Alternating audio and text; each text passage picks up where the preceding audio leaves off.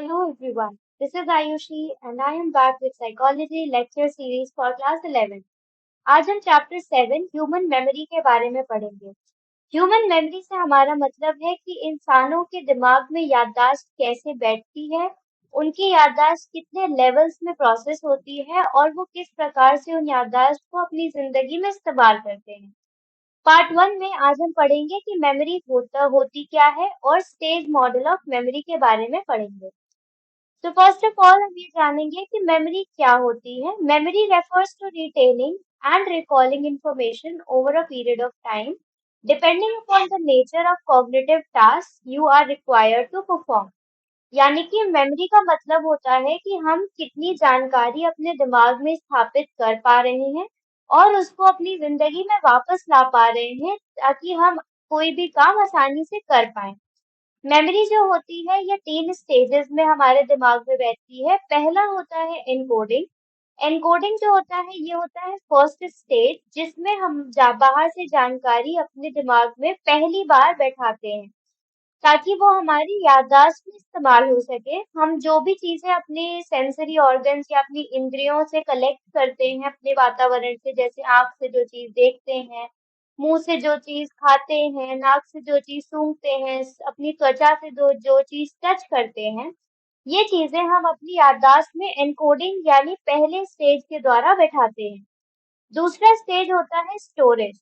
इस स्टेज में हम अपने दिमाग में मेमोरी को स्टोर करते हैं यानी उसकी जगह बनाकर उसको अपने दिमाग में स्थापित कर लेते हैं। और थर्ड होता है रिट्राइवल। ये होता है थर्ड स्टेज जिसमें हम अपनी जानकारी को अपने दिमाग से रिकवर कर सकते हैं और उसको इस्तेमाल कर सकते हैं ताकि हम उसको अपने जिंदगी में यूज कर सकें। जो भी जानकारी हमारे दिमाग में है, जो भी चीज हम याद कर चुके हैं, उसको हम अपनी जानकारी में लाते हैं ताकि हम उसको इस्तेमाल कर सकें। इसको हम कहते हैं रिट्रीवल। नेक्स्ट है इंफॉर्मेशन प्रोसेसिंग अप्रोच यानी स्टेट मॉडल। अब स्टेट मॉडल ऑफ मेमोरी जो था, इसमें ये एटकिंसन और श्रिफिन नाम के साइकोलॉजिस्ट ने 1968 में दिया था। उन्होंने कहा था कि हमारी जो मेमोरी है वो कुछ जानकारी अपने अंदर स्थापित करती है, वो सारी जानकारी नहीं लेती है। फिर जैसे जैसे कंप्यूटर का आविष्कार हुआ, ऐसा बोला गया कि हमारी जो याददाश्त है वो कंप्यूटर की तरह काम करती है। यानी कि दोनों जानकारी अपने अंदर रजिस्टर करते हैं, उसको स्टोर करते हैं, उसको मैनिपुलेट करते हैं और फिर उसको इस्तेमाल करते हैं ताकि हम अपनी जिंदगी में उसको यूज कर पाए। इंसान भी कंप्यूटर की तरह ही जानकारी रजिस्टर करता है, स्टोर करता है और मैनिपुलेट करता है। इस डायग्राम में आपको दिख रहा होगा कि हम पहले अपने सेंस ऑर्गन से जानकारी लेते हैं, फिर वो हमारी सेंसरी मेमोरी में जाती है पहली बार, और जो चीज हम अपने मेमोरी में स्थापित करना चाहते हैं, जिस चीज पर हम ध्यान केंद्रित करते हैं, वो हमारी जाती है शॉर्ट टर्म मेमोरी में, और जिस चीज पर हम ध्यान नहीं केंद्रित करते हैं, वो जानकारी हमारे दिमाग से खो जाती है। फिर शॉर्ट टर्म मेमोरी में जाने के बाद जो चीजें रिहर्स नहीं की जाती हैं, जिन चीजों की प्रैक्टिस नहीं की जाती है, वो खो जाती हैं, और जिन चीजों की रिहर्सल की जाती है मेंटेन करने के लिए, वो जाती है लॉन्ग टर्म मेमोरी में।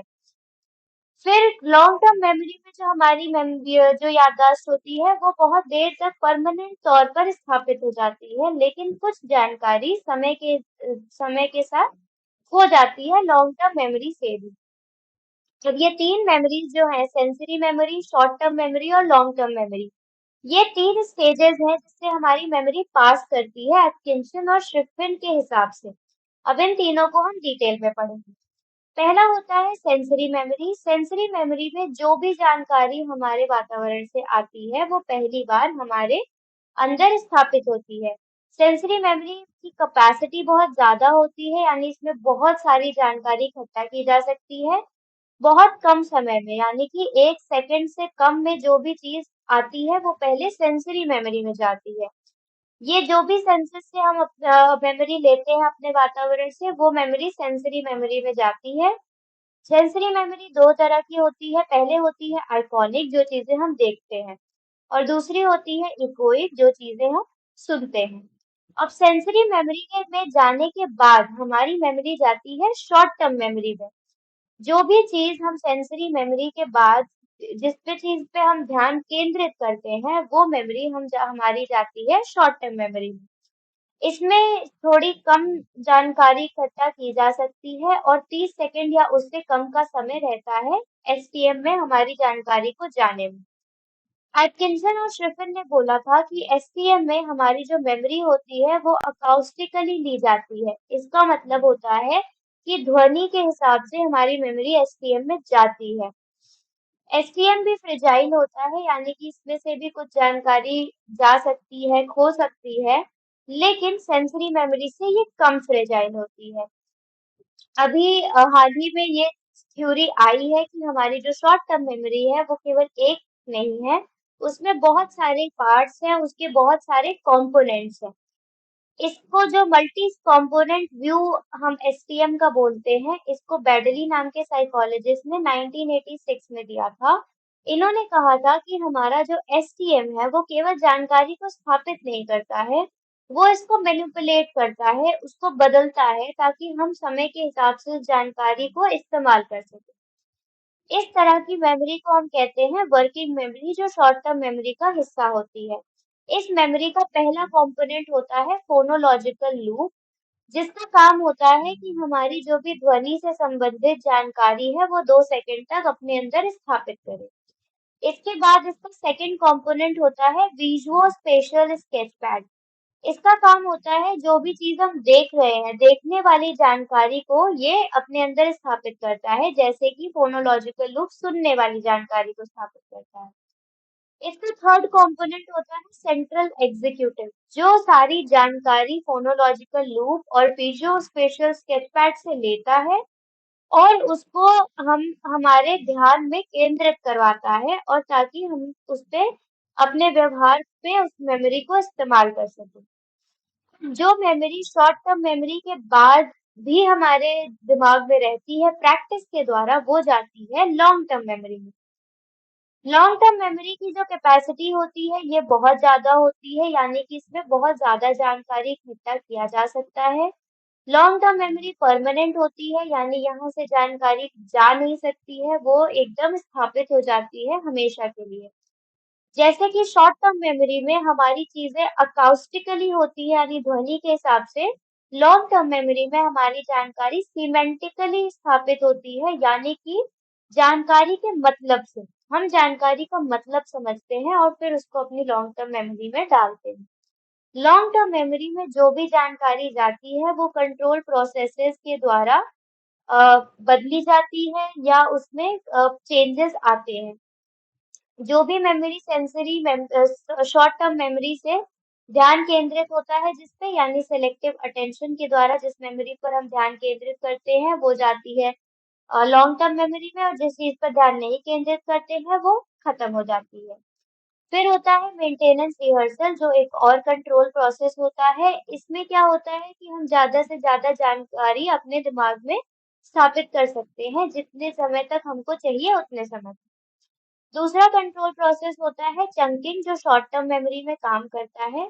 शॉर्ट टर्म मेमोरी की जो कैपेसिटी होती है वो होती है 7 ± 2, यानी 7 + 2 9 या 7 - 2 5। 5 से लेकर 9 तक के बीच में जो भी जानकारी रहेगी वो हमारी शॉर्ट टर्म मेमोरी में स्थापित हो सकती है, लेकिन चंकिंग के द्वारा हम इसकी कैपेसिटी को बढ़ा सकते हैं। फॉर एग्जाम्पल, अगर आपको एक नंबर है जो याद करना है 1947, 2003, 2010, तो आप इस पूरे नंबर को एक साथ नहीं याद कर सकते। आप इसको अगर चार चार के भाग में बांट दोगे या उसको डिवाइड कर लोगे और फिर उसको उसके मीनिंग से याद करोगे, जैसे 1947 में इंडिया इंडिपेंडेंट हुआ, 2003 में आपकी डेट ऑफ बर्थ है, 2010 में आपकी आपके बर्थडे में बहुत फ्रेंड्स आए थे। तो ऐसी चीजें में अगर आप उसको ब्रेक कर दोगे तो आपको वो चीज याद रहने में काम आएगी। फिर शॉर्ट टर्म मेमोरी से इलेबोरेटिव रिहर्सल के द्वारा जानकारी हमारी लॉन्ग टर्म मेमोरी में जाती है, यानी जिस मेमोरी को हम प्रैक्टिस करते हैं, रिहर्स करते हैं, वो लॉन्ग टर्म मेमोरी में जाती है। हम लॉन्ग टर्म मेमोरी में जो भी जानकारी है उसको किस तरह से उसको रिलेट कर पा रहे हैं, किस तरह से उसका मतलब निकाल पा रहे हैं, ये चीज डिटरमाइन करता है कि लॉन्ग टर्म मेमोरी में हमारी जानकारी कितने समय तक रह सकती है। अगर हम उसको अच्छा मतलब देने में कामयाब होते हैं तो लॉन्ग टर्म मेमोरी में हमारी जानकारी अच्छे से स्थापित होती है। इसीलिए कहा जाता है कि आप जब कोई भी चीज पढ़ाई करते हो तो आपको उसको केवल रोट लर्निंग नहीं करनी होती है, यानी केवल रट्टा नहीं मारना होता है, आपको उसको मतलब दे के समझना होता है, जिसकी वजह से वो लॉन्ग टर्म मेमोरी में स्थापित हो जाए और वो हमेशा के लिए आपके याददाश्त में रहे। नेक्स्ट एक्सपेरिमेंट्स हैं जो कुछ बताते हैं कि लॉन्ग टर्म मेमोरी और शॉर्ट टर्म मेमोरी के बीच में क्या संबंध है। कुछ एक्सपेरिमेंट्स ने ये बोला था कि शॉर्ट टर्म मेमोरी और लॉन्ग टर्म मेमोरी दो अलग-अलग हिस्से हैं और शॉर्ट टर्म मेमोरी से होकर ही जानकारियां लॉन्ग टर्म मेमोरी में जाती हैं। शॉर्ट टर्म मेमोरी में जो जानकारियां होती हैं वो अकाउस्टिकली स्टोर होती है यानी ध्वनि के रूप में, और लॉन्ग टर्म मेमोरी में सिमेंटिकली स्टोर होती है यानी मतलब के संबंध में। लेकिन अभी वर्तमान के कुछ एक्सपेरिमेंट्स ने ये बताया है कि हमारी शॉर्ट टर्म मेमोरी में भी जानकारी सिमेंटिकली स्टोर की जा सकती है यानी मतलब के तौर पर, और लॉन्ग टर्म मेमोरी में अकाउस्टिकली भी की जा सकती है यानी ध्वनि के रूप में। शैलिस और वॉलिंगटन ने 1970 में एक रिसर्च किया था जिसमें उन्होंने एक इंसान के बारे में बताया था जिसका नाम था KF। इसका एक्सीडेंट हुआ था और इसके दिमाग का लेफ्ट साइड बहुत बुरी तरह डैमेज हो गया था। उसका शॉर्ट टर्म मेमोरी बहुत बुरी तरह से खराब हो गया था, लेकिन उसका लॉन्ग टर्म मेमोरी पूरी तरह से सही था। अब इससे हमको ये समझ में आता है कि जब उसका शॉर्ट टर्म मेमोरी खराब हो गया था, तो उसका लॉन्ग टर्म मेमोरी सही नहीं हो सकता, क्योंकि हमने अभी-अभी पढ़ा कि शॉर्ट टर्म मेमोरी से होके ही जानकारी लॉन्ग टर्म मेमोरी में जाती है।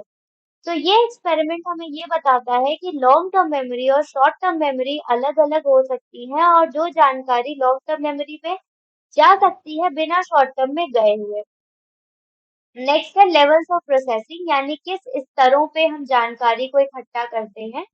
इस कॉन्सेप्ट को क्रेग और लॉकहार्ट नाम के साइकोलॉजिस्ट ने 1972 में दिया था। उन्होंने कहा था जब भी हम कोई नई जानकारी अपने वातावरण से लेते हैं, उसको समझते हैं, तो वो एक स्टेजेस में होती है, उसके लेवल्स होते हैं। ये कहा गया था कि जो भी जानकारी हम वातावरण से लेते हैं, हम उसको दो तरह से लेते हैं। पहला होता है फिजिकल, यानी उसका जो भी फिजिकल रूप होता है, यानी बॉल है तो वो बॉल किस तरह से उसका फिजिकल, जैसे वो गोल है, वो किस तरह से दिखती है। दूसरा है स्ट्रक्चरल फीचर्स, यानी कि बॉल का क्या काम हो सकता है, बॉल का क्या मतलब होता है, यानी इन दोनों तरीके से हम अपनी जानकारी को अपने दिमाग में स्थापित करते हैं। पहले लेवल पे हम लेटर्स का शेप देखेंगे। फॉर एग्जाम्पल अगर आपके सामने एक लेटर है, एक वर्ड है कैट, तो हम पहले फर्स्ट लेवल पे देखेंगे CAT लिखा हुआ है। दूसरा लेवल होता है इंटरमीडिएट लेवल, इसमें हम फोनेटिक साउंड्स यानी कैट कैसा साउंड करता है इस चीज पर ध्यान देंगे कि हम उसको बोलते हैं कैट। तो ये होता है उसका स्ट्रक्चरल फीचर। फिर इन दोनों लेवल के बाद वो जानकारी आसानी से खो सकती है क्योंकि वो फ्रेजाइल होती है। इसीलिए उस मेमोरी का तीसरे लेवल पर और बहुत डीपेस्ट लेवल पर जाना जरूरी है, जिसमें हम जानकारी को लंबे समय तक अपने दिमाग में स्थापित कर पाएं। इस स्तर पर हम मेमोरी को उसका मतलब देते हैं, यानी जो भी जानकारी हमें मिली है हम उसका मतलब देते हैं कि उसका क्या मतलब है। फॉर एग्जाम्पल आपने कैट देखा, कैट का क्या मतलब है, कैट हम किस चीज को समझते हैं, यानी चार पैर का जानवर है जिसके जो छोटा सा दिखता है उसको हम कहेंगे कैट। तो हम उसको मतलब दे रहे हैं ताकि हम उसको बहुत देर तक अपने दिमाग में स्थापित कर सकें। तो ये होता है लेवल्स ऑफ प्रोसेसिंग, जिसमें हम अपनी जानकारी को दिमाग के अलग-अलग स्तरों पर लेके जाते हैं ताकि वो चीजें हमको हमेशा याद रहें। इस टॉपिक से रिलेटेड अगर आपको कोई भी डाउट्स या क्वेरीज हैं तो आप अपने क्वेश्चंस कमेंट सेक्शन में पूछ सकते हैं। साइकोलॉजी से रिलेटेड ऐसी ही एजुकेशनल वीडियोस के लिए गुरुकुल चैनल को सब्सक्राइब करना ना भूलें।